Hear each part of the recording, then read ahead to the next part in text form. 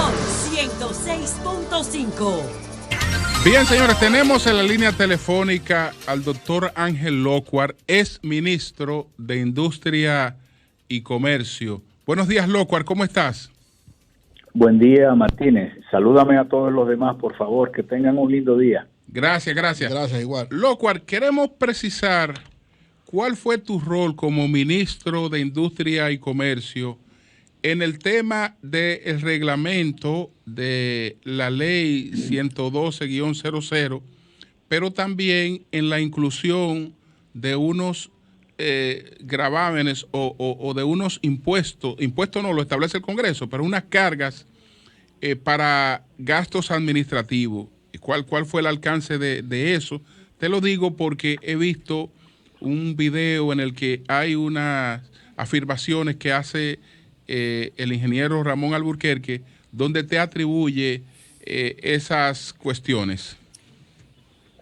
Mira, la ley de hidrocarburos es en realidad la 112-00, una ley de carácter tributario. A veces la gente olvida el objeto de una ley. El objeto de una ley es lo que determina la ley. El objeto de esa fue eliminar los diferenciales que eran establecimientos arbitrarios de precio cada semana y proveer los recursos para el pago de la deuda externa. Ese fue el único objeto de la ley 112-00, que es una ley buena a la que hoy todavía no hay ninguna cosa que modificarle. En ocasión de esa ley había que dictar un reglamento. El reglamento no fue una resolución como indica el ex senador Alburquerque. El reglamento fue un decreto del presidente de la República que preparamos el ministro de Industria y Comercio y lo revisó el ministro de Hacienda de entonces. Ese reglamento y no la ley es el que permite la apertura del mercado de los combustibles para que entren los empresarios dominicanos. No es la ley, es el reglamento aprobado por Hipólito el que permite que se incluya a los dominicanos como distribuidores. La primera licencia de distribución se la dimos a Nativa y la siguiente a Propagás. Y en ese momento los dominicanos ni sabían lo que era una distribuidora ni tenían interés en ser distribuidores de combustible o importadores de combustible. Apenas había uno. Entonces ese reglamento permite eso. Pero ¿qué ocurría entonces? Que el Ministerio de Industria era muy dependiente de la Shell. Recuérdate que la Shell era el control total del negocio de combustible en la República Dominicana. El emperador Pedro Pablo Cabral era el que ponía los precios. Cuando yo llegué, la primera resolución de precio me la envió Pedro Pablo Cabral. Fue la única que envió. A la semana siguiente, el ministerio estaba incorporado al PLAT y en la segunda semana el ministerio era quien dictaba los precios. El precio de los combustibles tiene, conforme a la ley y conforme al sentido común, varios componentes. La ley 112 se encarga del contenido tributario, pero hay otros contenidos en el precio, como son los márgenes del distribuidor, del detallista, el transporte, que aparecen siempre. Si tú miras una resolución de cualquier ministro, la misma de esta semana, te va a detallar cuántos son los impuestos de la ley 112, cuánto es el distribuidor, cuánto es el detallista y cuánto es la comisión de transporte. Más tarde, por cuestiones financieras que se dieron en el devenir del tiempo, a los impuestos se le impuso por otra ley un ad valorem. Eso fue en una reforma fiscal en el gobierno del presidente Leonel Fernández. Ese ad valorem ahora viene a ser parte del componente del precio. ¿A qué se refería el senador Alburquerque? Y la verdad es que la referencia no me pareció muy justa, independientemente de la eventual certeza de la misma, a lo siguiente. Un componente del precio que no tiene nada que ver con impuestos, porque los impuestos los pone el Congreso, son las tasas que se pagan por costos de terminal. Tú tienes un costo en la terminal que corresponde a cada barril o a cada galón de combustible. Tú tienes que pagar una fianza. Tú, además de eso, el ministerio tuvo que crear departamentos para fiscalizar los hidrocarburos porque no existían departamentos. Eso lo hacía la Shell a través de refinería y el gobierno no tenía control de nada. Entonces, por resolución, es verdad lo que el senador Alburquerque dice, que por resolución se creó un componente de gasto administrativo, pero ha olvidado decir que eran 2 centavos. Era 1 centavo por galón para el Ministerio de Hacienda, para establecer el Departamento de Fiscalización, y 1 centavo para el Ministerio de Industria y Comercio, para establecer el Departamento de Hidrocarburos. ¿Qué pasó? Que en el primer mes, el ministro de Hacienda, ustedes lo podrían consultar, creo que descubrió un fraude de casi $4 millones, porque no se fiscalizaba. Y a partir de la fiscalización, departamento que se financió con 1 centavo al galón, yo no sé ahora cuánto será, pero en mi gestión fue 1 centavo al galón. 1 centavo al galón es el gasto administrativo que se impuso entonces para Industria y Comercio, y 1 centavo al galón para el Departamento de Fiscalización del Ministerio de Hacienda. Los otros costos son normales, porque hay un costo de terminal.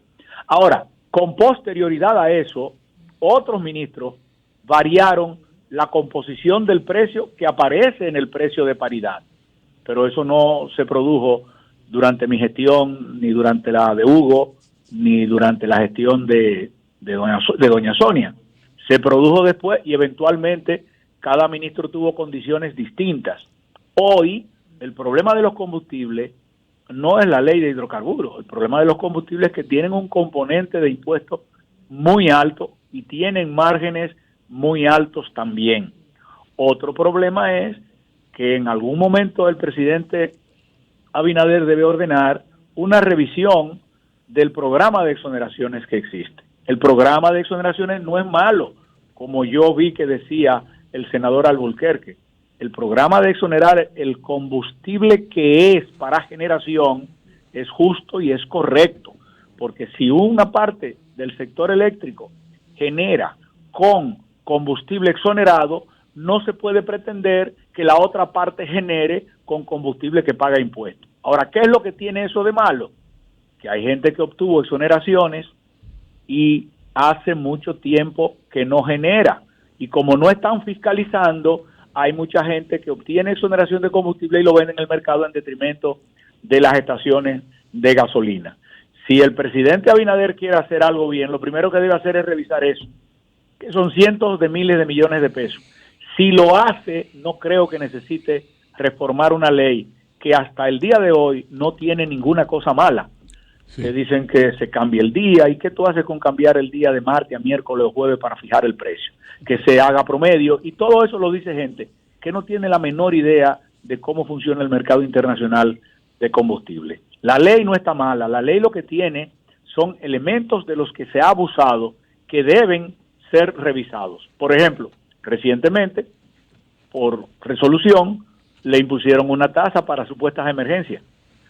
Bueno, ahí luego le pusieron una tasa para la reforma de la flota de transporte, que viven los transportistas reclamando el importe. Nada de eso tiene que ver con la ley 112. Fueron disposiciones posteriores que se tomaron en momentos determinados, que son las que hoy pesan sobre el mercado de los combustibles. Hoy lo que sí hay que revisar es la cantidad de exoneraciones de combustible para gente que no genera. Juan Ignacio Espaillá, que es un actor del sistema porque tiene estaciones de combustible, planteó la necesidad de revisar los márgenes, plantea que los márgenes son abusivos, encarecen el intercambio de combustible, es decir, los precios que recibe el consumidor final. ¿Tú estarías de acuerdo con eso? Es correcto. Es que los márgenes en determinados momentos se incrementaron de manera excesiva. Entonces, los márgenes no bajan porque están fijados en términos absolutos cuando baja el precio del petróleo. Ninguno de los componentes del precio en el mercado se mueve cuando se mueve el precio del petróleo. Y ocurre que el precio del petróleo es un componente menor ya en el precio de los combustibles en el país, porque no baja lo que está establecido en la ley, porque está fijado de manera absoluta, no bajan los distribuidores, no bajan los detallistas, no baja la comisión del transporte, y algunos de esos márgenes son muy altos. Me alegra que sea él que lo diga, porque es un intermediario en el sistema que conoce, y si él mismo admite que son altos, imagínate lo que ha debido considerar el mismo gobierno. Yo creo que sí que son altos. Él que hizo varias huelgas para elevar esos márgenes. Lo considera alto. Sí, bueno. Ahora, déjame decirte que durante un largo periodo de tiempo en la entrada de vigencia de la ley, ningún ministro aumentó esos márgenes de manera considerable. Los ministros de esa ley y los siguientes fueron muy cautos en autorizar aumentos en los márgenes de comercialización de los combustibles. La locura vino después. De hecho, hubo un momento en que bajaron los precios del petróleo y aprovecharon de un viaje para meterle toda la inflación acumulada de varios años. Porque el ministro de hace poco fue un ministro, y no me estoy refiriendo a los de Danilo, para que tú veas, fue en el gobierno del presidente Fernández. Yo se lo dije, se lo escribí varias veces al presidente Fernández, que no hicieran eso porque cuando los precios bajaran, no iba a ser posible bajar el precio en el mercado, porque los impuestos no se rebajan, los márgenes no se rebajan. Entonces, en los tiempos buenos en que el combustible era barato, subieron mucho los márgenes.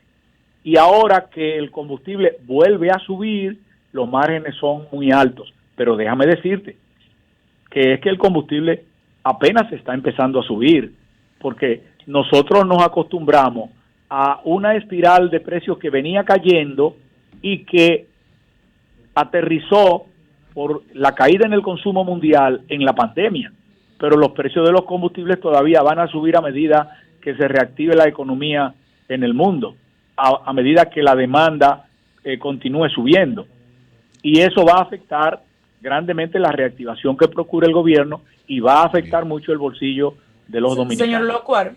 Señor Locuar, y entonces, ¿cuál sería la manera de aligerar la carga en términos impositivos de los combustibles? Modificando la ley, usted como que dice que quizás no sea necesario, pero entonces, ¿cuál sería la opción? Sobre todo teniendo en cuenta de que aunque los impuestos son odiosos, también forman parte importante en la base, ¿verdad?, de los ingresos que debe tener el gobierno, más en esta situación de parálisis económica. Mira, Nivelka, te reitero que la ley 112 es una ley de carácter tributario, pero es un tributo especial, porque ese tributo se estableció para el pago de la deuda externa, cuando la deuda externa era 25 veces menos que ahora. Yo creo que ahora, si el gobierno decidiera eliminar los impuestos que están en la ley 112 destinados a que el Banco Central disponga de los fondos para pagar la deuda externa, yo creo que el país entraría en problemas muy serios en el mercado internacional, que es en donde el país ha estado buscando financiamiento. Podría ser que el gobierno decida sacrificar el ad valorem, pero entonces el gobierno sacrifica los ingresos que tiene previsto en la Ley General de Presupuesto para atender otras necesidades. Yo creo que hay que ir a modificar los aumentos escondidos que están en el precio de paridad de importación, que no se publica y que antes se publicaba. Y una cosa que ahora no oigo a nadie interesado en decir o en que se haga es que originalmente el precio que fijaba el ministro de Industria y Comercio era el máximo al que se podía vender, pero cualquier distribuidor que quisiera podía, sacrificando márgenes de ganancia para obtener más clientes, podía bajar el precio. Hubo uno que cayó preso por eso. Pues muchas gracias. No, él no cayó preso por eso. Ese era de Santiago y cayó preso. Locuar, y la licencia de importación, terminamos. Gracias, Locuar. No escúchame, tenemos que concluir. Muchas gracias al doctor Ángel Locuar, ex ministro de Industria y Comercio. Gracias, Locuar. Muchas gracias. Cambio y fuera.